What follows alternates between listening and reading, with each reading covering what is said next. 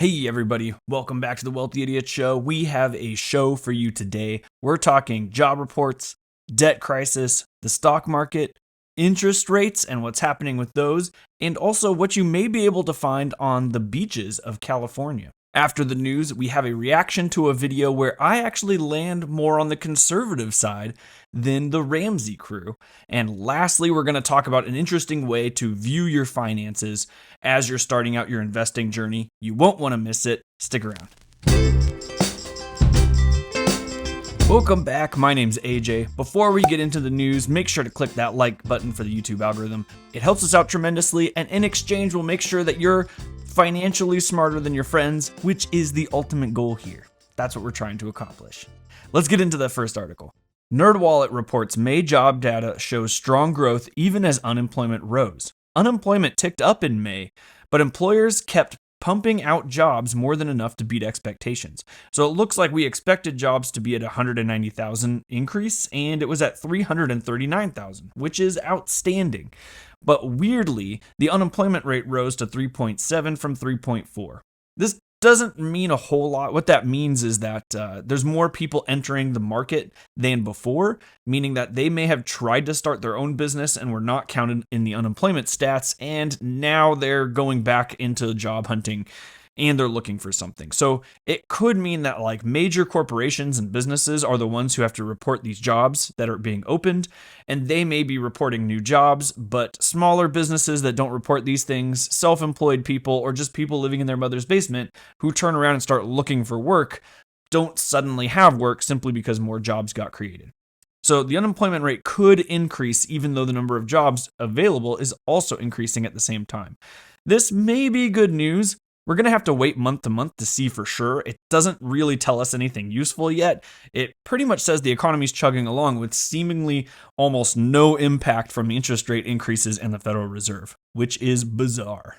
USA Today reports that debt ceiling plan passes the Senate. Who wins? Everyone, and here's why.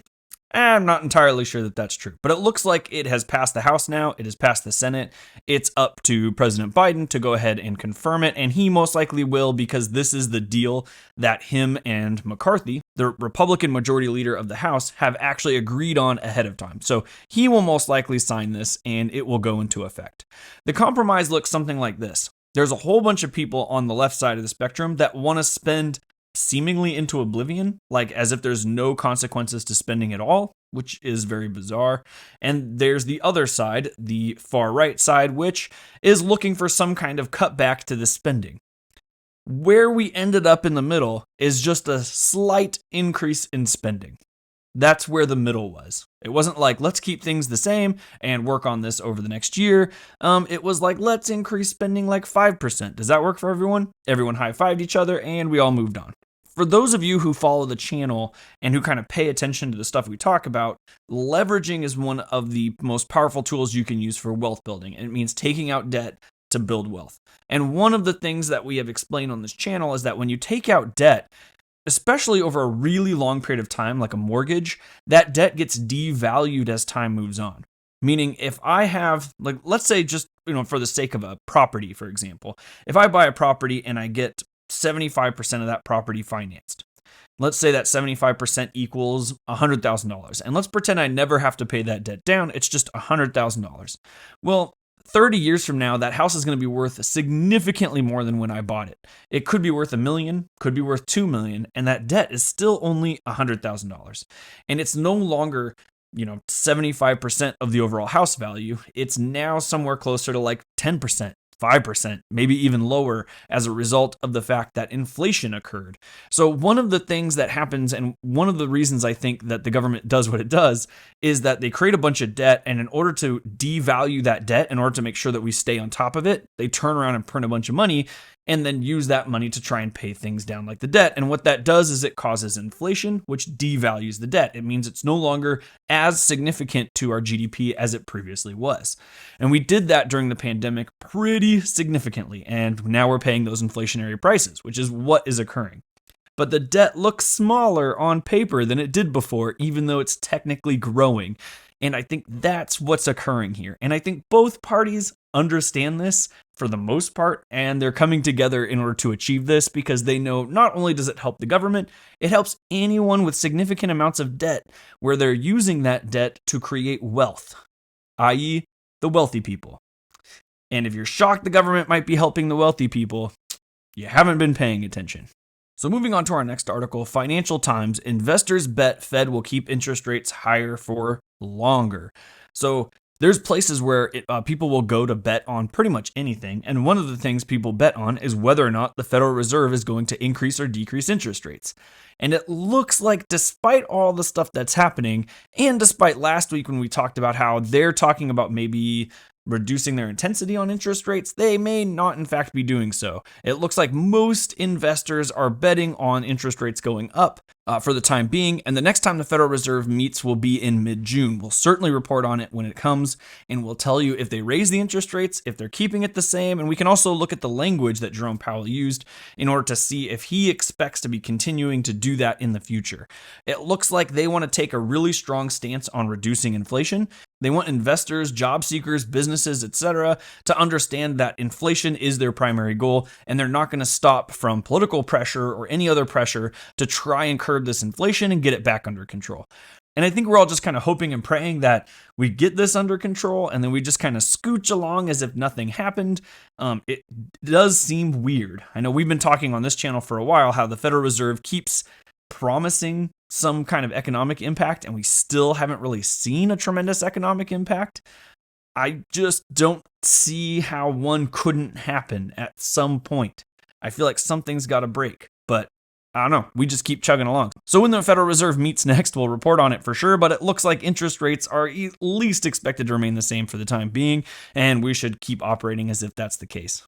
As for the stock market, it looks like the stock market is on a little bit of a rise. This is the S&P 500, and since Thursday, June 1st, it looks like it kind of started going up. That was around the same time as the debt ceiling was passed through the Senate. So it looks like investors are kind of sitting around waiting for things to become solid before getting back into the market. We would recommend that you just continue investing over time and don't worry about what the market does. The data shows that that's actually better. And look at all these people who are jumping in when they feel the market's better. They're inflating the values of these assets that we bought last week at a discount. So keep purchasing regardless of what happens, and we're going to come out on top. But it is interesting to note that the economy did get better after the debt ceiling was passed. So lastly, a woman in a California beach finds an ancient mastodon tooth. If you don't know what a mastodon looks like, it looks like this. A woman taking a Memorial Day weekend stroll on a California beach found something unusual sticking out of the sand, a tooth from an ancient mastodon. But then the fossil vanished, and it took a media blitz and a kind-hearted jogger to find it again. Jennifer Shu found the foot-long tooth sticking out of the sand on Friday at the mouth of Aptos Creek in Rio Del Mar State Beach, located off Monterey Bay in Santa Cruz County on California's central coast. I'm like right down the street from there. I need to go look for some mastodon teeth. I will see you guys later. I'm just kidding, but that's crazy. Like, just the thought of finding a mastodon tooth that is a foot long while walking on the beach is an insane idea. Let's take a look at this tooth real quick. Look at that guy. That's huge.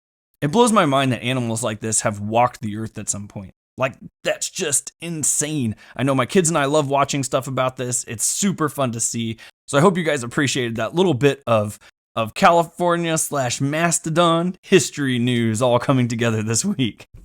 I found a great reaction for you guys this week. It's not Dave Ramsey, but it's from the Ramsey crew. I just find it more interesting to find videos to react to about stuff that I generally disagree with, so that way we can kind of break down the nuance between all these different financial opinions, which is why I talk a lot about cash value life insurance, and I talk a lot about Dave Ramsey's stuff, because I just think there's a lot of interesting content there in just discussing that space and how all that stuff works. But I found a video where I actually think I'm on the more conservative side of the answer that is given here.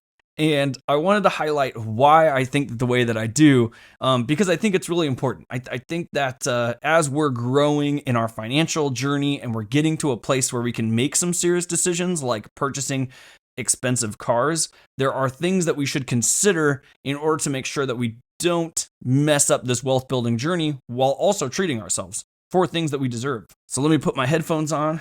We'll get into the video and see what they have to say. We're going to open this hour with our friend Scott in Indianapolis, Indiana. Scott, welcome to The Ramsey Show. Thank you. My wife and I have a not necessarily disagreement, but just trying to get guidance on how much for a new car is appropriate to spend. Okay, talk us through this. What's your financial situation? Well, we're debt-free, and we'd be paying with cash. And we generally drive cars into the ground, so I've had mine for 12 years. And bought it 2 years. It was 2 years old when I bought it, and looking at stepping up a bit. But a lot's changed in the world in 12 years since we've bought a car. And so just trying to get a handle on how much to spend. I'm not going to harp on this one too much. I disagree with the idea of using cash to buy vehicles like this, because you can usually get great loan rates on vehicles, especially someone who's older, doesn't have any debt, good credit score. You can get a loan rate between like 2 and 5%. And if you can get that loan rate, then take that cash and invest it into something. And what'll happen is you will get the growth off of that investment, and that growth will be greater than the cost of borrowing the money. So yeah, you're still spending money. Like, there's no way around that. But at least instead of, spending all of your money, or in a worst case scenario, taking out investments to get the cash and paying taxes, you could put money into the investment or keep it in the investment, let it continue to grow, and then get a loan. And that it's almost like you're getting 5% interest on the car loan. Like, you're making 5%. Now, I know that's not for everybody, and I get people every time I say something like this in my DMs telling me how horrible a person I am.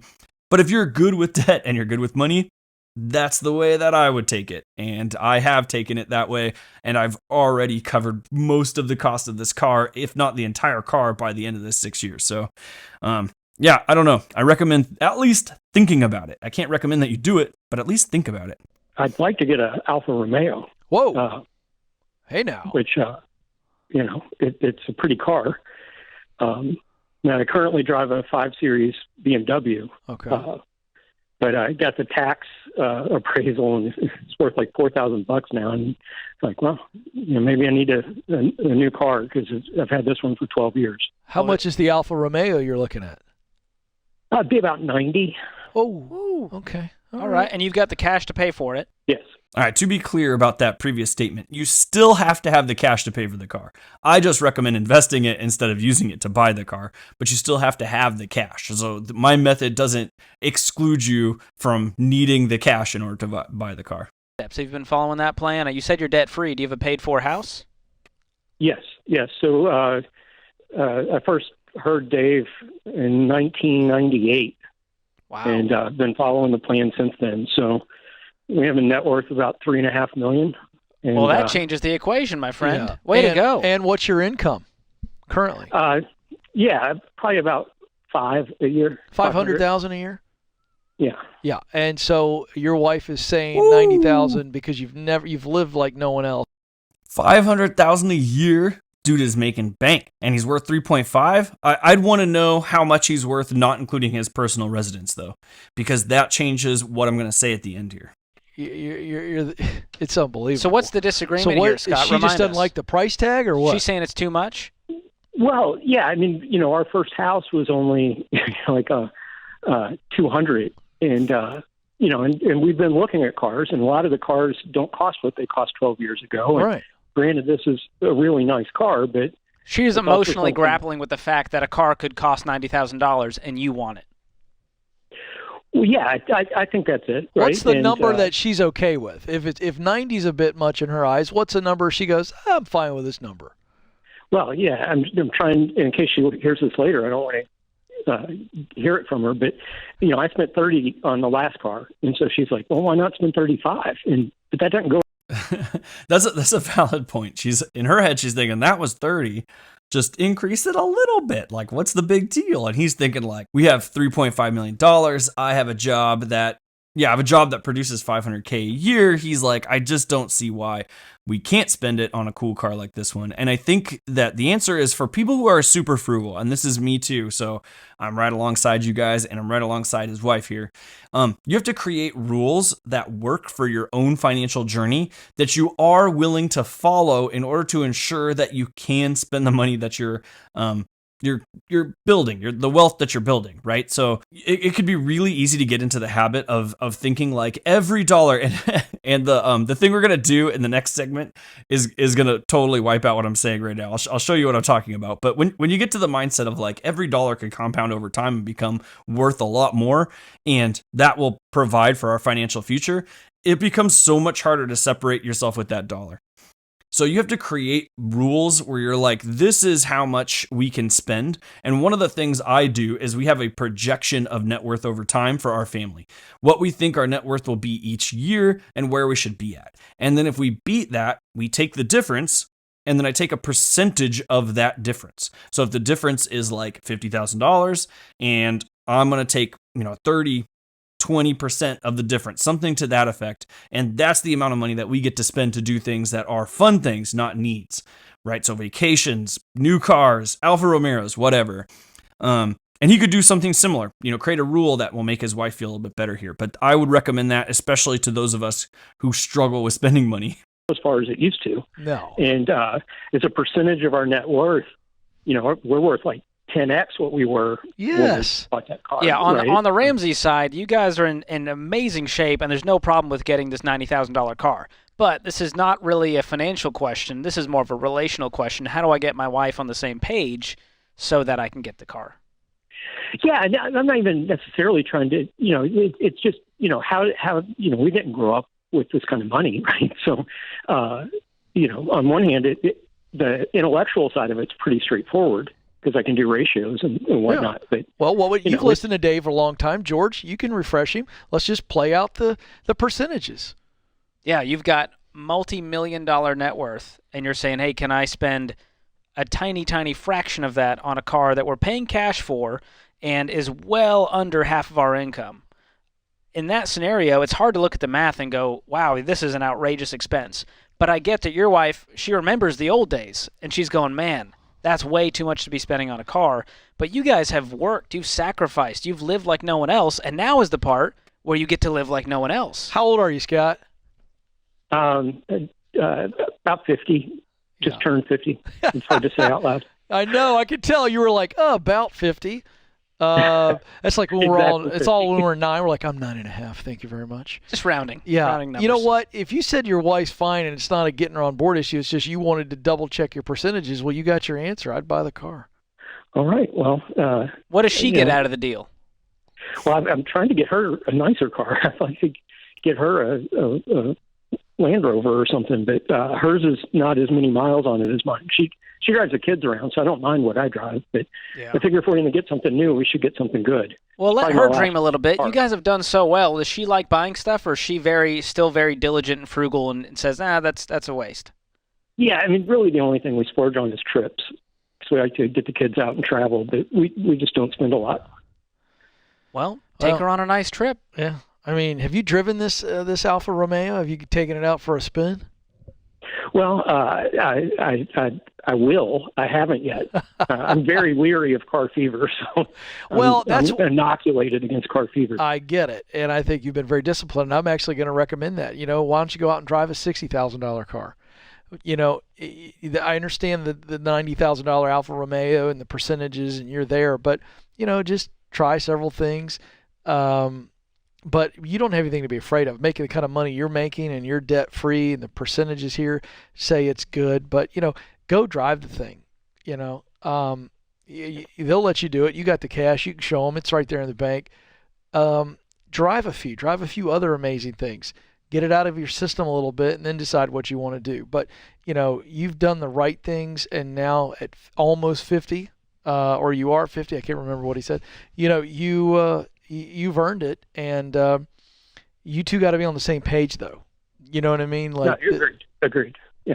And that's the key. I think as long as you do that, that's fantastic. Yeah. Great question, Scott. Fantastic job. You guys have put yourself in a I fantastic was hoping he had a financial story position. for us, George. Well, he'll come back. He'll call us back. You know, those cars, by the way, there's a reason they cost what they cost. What is that? High performance. Is that it? I always thought it was great branding and marketing. No. For Father's Day, about 5 years ago, Stacy and the kids surprised me, and I got to do 7 laps on a road course in a Lamborghini. We're talking a racetrack here. Oh, yeah, real racetrack. Lamborghini Diablo, okay? There's a difference. I was terrified, and the instructor's in the car with me. So he's like, look. Is it one of those fake steering He's wheels? like, this is going to feel like you're going to flip the car, but it will not flip. You got to trust me. I'm like, I don't trust you, man. I mean, the speed and the power in these cars. How fast did you take it? Honestly, George, I was so focused on the road, I never looked. You never looked down. Listen, Was it's it so 150? exhilarating and terrifying at the same time. Was it 150? Oh, yeah. On the 200? straightaways, I got it up to 200. Very impressive. Well, you guys like your cars. I'll give you that. But do it with cash, people. Do it the right way. Do not go into debt, and do it like Scott did, completely debt-free. Way to go, Scott. With a multi-million-dollar net worth. Half America's going, yawn, Scott, buy the car. Do it, man. This is The Ramsey Show. I mean, I think it's probably a combo of like both good branding and performance. I don't think it's like one or the other on that one, but I could be wrong.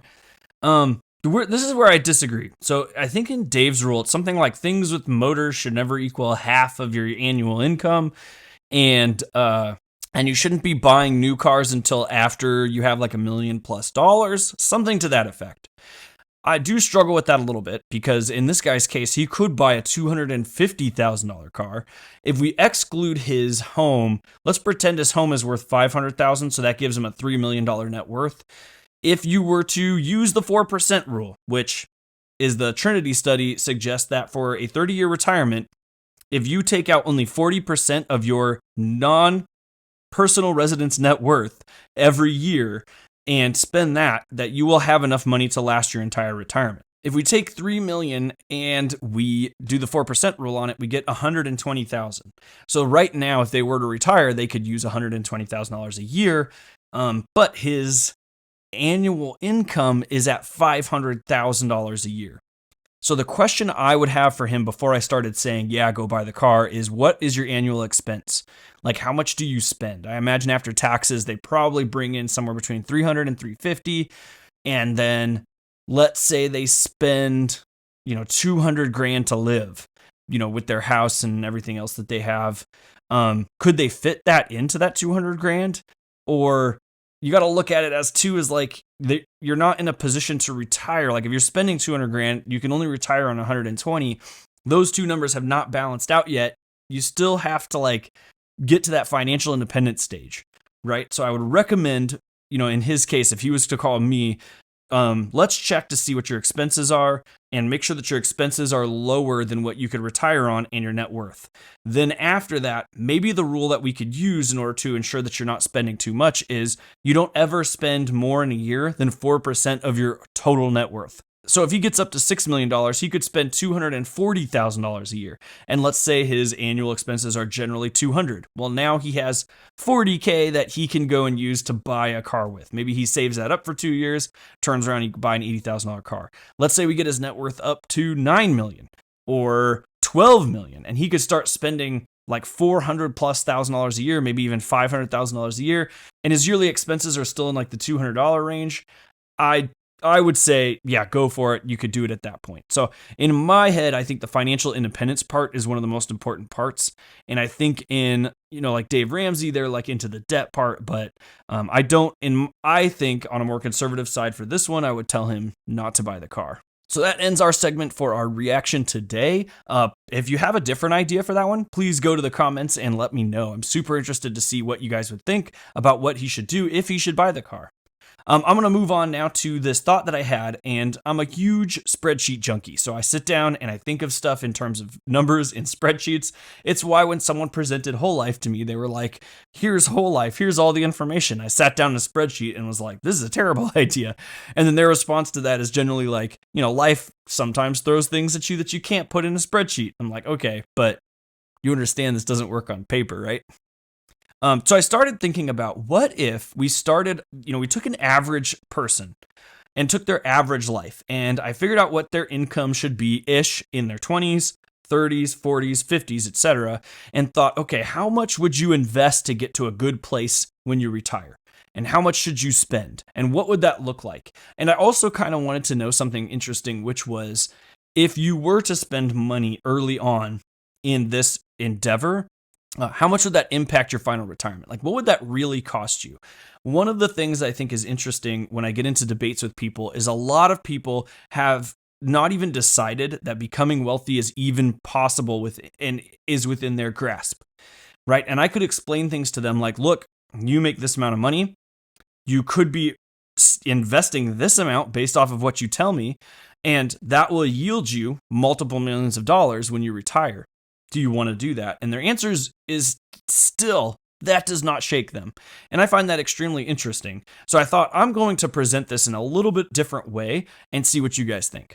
All right, so don't be scared about what you're looking at on the spreadsheet here. It's what I've done, and you can ignore most of the stuff that's down here, is I figured out that, most people in their 20s make somewhere between $30,000 and $40,000-ish, and that's what's kind of demonstrated here. And their income, I set to grow every year at about 5% on average. So if we start, this is the age here, 27, 28, 29. And if we start getting down deeper in the 30s, people will start making between 50 and 60.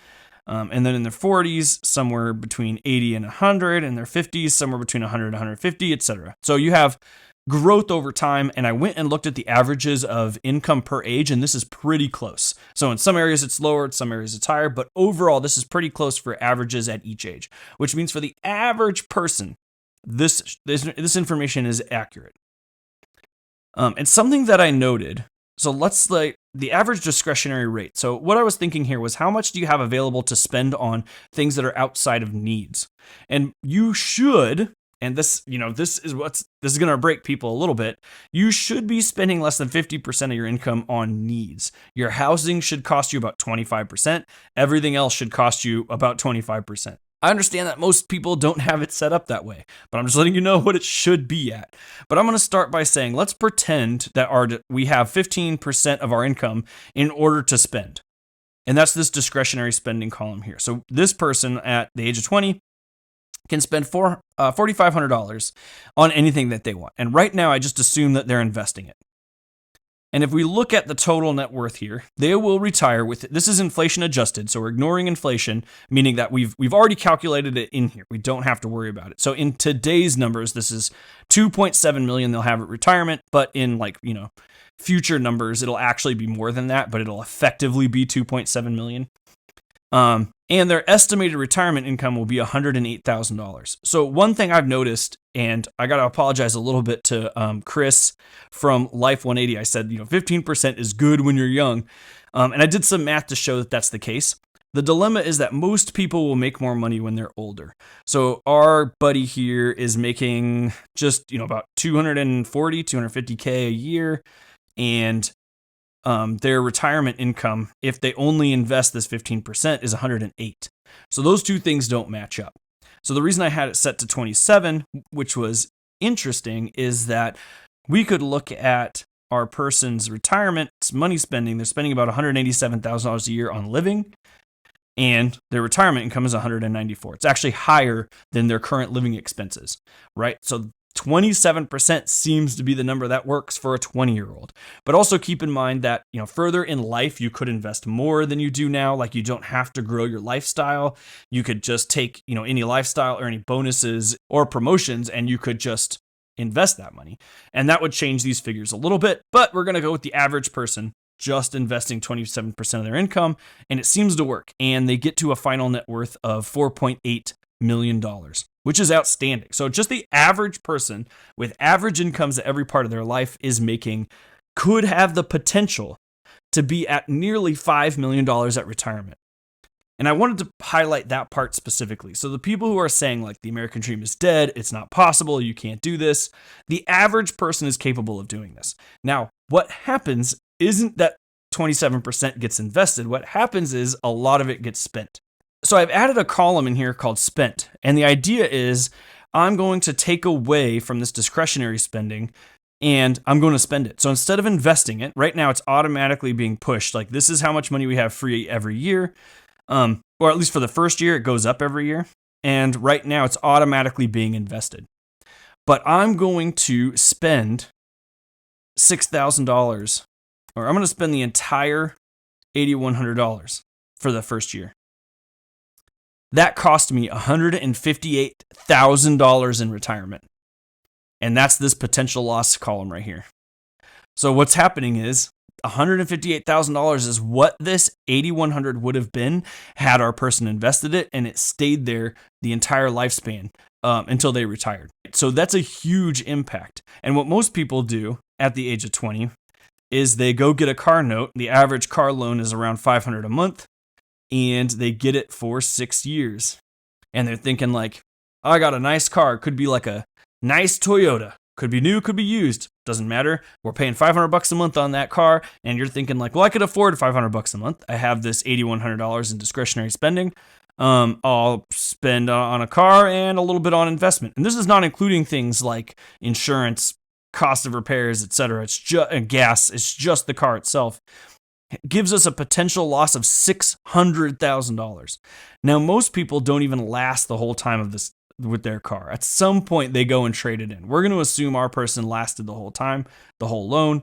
And then when they went back and traded in, they got like a slightly more expensive car. This is what most people are doing that are telling me that the American dream is dead. Let's see. Was that enough? 1, 2, 3, 4, 5, 6. Yes. So far, our 2 car purchases have cost us $1.1 million. And this is what I was talking about earlier. Like, once you understand the impact of what you're doing to your overall retirement, you're destroying your retirement by making these purchases, and it's hurting so incredibly bad. You get a mindset where you don't want to separate yourself from that money. You want to hold on to as much as possible and invest as much as possible because you know what impact it has later on in your life, and knowing that makes it so hard to spend. But just putting 2 cars, nothing else, no Starbucks, no gas, no other expenses for this person. Just putting that has destroyed their income potential in retirement by like $50,000 and has already derailed them from being able to meet what it is that they want to do for retirement. That's all it took, just a tiny, tiny little bit. And I think what most people have a hard time with is that they see what it is they believe their life should be. And it could be through movies. It could be through commercials or through their friends. We talk about, keeping up with the Joneses. And they think they have to be able to maintain that lifestyle, or they at least should be able to. So they go and attempt to do it. And then they realize that they can't do it without debt. And they start looking around and they're like, well, I can't afford a house now. Because I bought this car, I did all these things. I can't do the vacations I wanted to do. I'm too high in debt now, and those things start to collect on your brain to the point where they start feeling like, I can't succeed at this game. There's nothing I can do. And when someone sits down and tells them there is things that you could do, they can't see it because either A, they're not willing to make adjustments to make it happen, or B, they just don't believe those adjustments will actually work or have a significant impact. So lastly, before I sign off of my intense spreadsheet here, I wanted to kind of do something that would be interesting. If you're 20 years old and you invest $1, by the time, or if you spend $1, that dollar has a $19.63 impact on retirement. So what that means is that every dollar spent is going to reduce your retirement portfolio, your retirement wealth, by 19.63. Now that changes a smidge when you hit 30 years old. So we'll add the same dollar at 30. It's now only $9.98. This tells us 2 really important things. One is the amount of time you're in the market for investing, it has a tremendously higher impact. So when people are like, I'll start investing and putting money in my 401k in my 30s and 40s, when I have more money. Right now I want to live. We're seeing that is going to impact you less. Every single dollar will impact you less when you get to that point. But the other thing is, every single dollar is less impactful, meaning that it is now not as big of a deal to spend at that point in your life, right? So we looked at our 50-year-old example from the caller earlier. We could set $1 at 50 years old. That has the potential to be $2.58. So it has the potential to double plus half, right? So 250% growth. So still significant, but nowhere near that original, like almost 20 times growth of a 20-year-old investing. So I hope you learned a few things. I know that that's a little bit confusing. I love putting stuff into spreadsheets and thinking of stuff in different ways. I love that I was able to kind of discover like, hey, I'm 38 years old. Sorry, had to get that out. And I could put in this 38-year-old category, what it is I'm willing to spend on a specific item, and I could see the impact it might take for me at retirement. And I've added the variables in here so I could see, my income, what I think my income growth would look like, and what my returns might look like, and how that might impact. And it helps me make a lot of decisions about like, hey, we need this thing, but do we really need the more expensive version of that thing? Like, in our case of the caller from the Dave Ramsey clip, we want this car, but do we really need the Alfa Romero? Could we do without that? I talk a lot about things like positive arbitrage, where I'm going to invest as opposed to taking that cash and buying a car with it.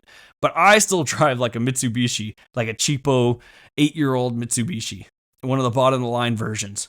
So I'm not trying to convince people to like go splurge and act like they're super duper wealthy. What I really want people to do is invest money, invest early, invest often. And that's going to be the thing that makes you wealthy in the long run. There's nothing you could spend. There's no credit card points that you could use. There's nothing magical about really anything except for just getting things into investments on a regular and consistent basis and leaving them there. That's the magic. That's going to make you wealthy. So thanks for stopping by. I appreciate it, guys. Make sure you like and comment down below. Hit subscribe, hit the bell so you don't miss any of our videos. And if you have any questions, toss them down below. We like to make videos where we answer questions as well. And I promise we will get back to our book club videos soon enough. So thanks for stopping by, and I'll see you guys next time.